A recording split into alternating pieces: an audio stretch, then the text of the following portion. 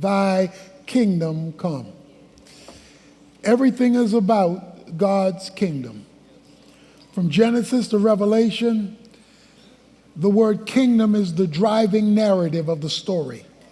The rule of God from eternity into history,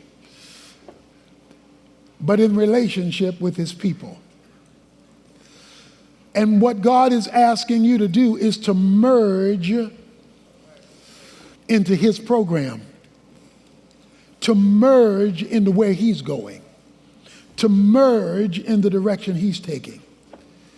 And the way that you merge into his kingdom program is prioritizing his will over yours. Thy kingdom come, thy will be done on earth as it is in heaven. Let me say it another way. The way you get to see his kingdom is by surrendering to his will.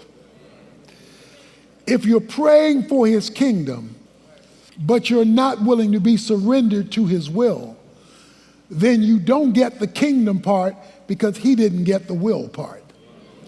Thy kingdom come, and the way that will happen is thy will is being done.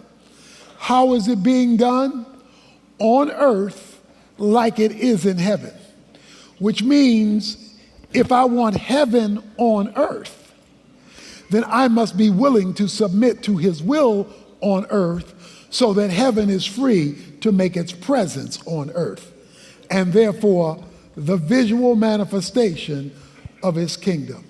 There is an earthly kingdom to come when Jesus returns, when he physically will rule from Jerusalem and cover the entire earth while he is physically on earth. But while we await that day, he rules from heaven. So the reason we pray now, when we won't have to pray then, is because then he will physically be here. But since he's not physically here now, we have to invoke his presence from up there to be actualized and to be manifested down here. So his kingdom rule from up there to be manifested down here involves your praying, your will be done on earth as it is done in heaven. Now, having said that, we must go into an understanding of God's will. Now, the first thing you have to understand is the comprehensive nature of God's will.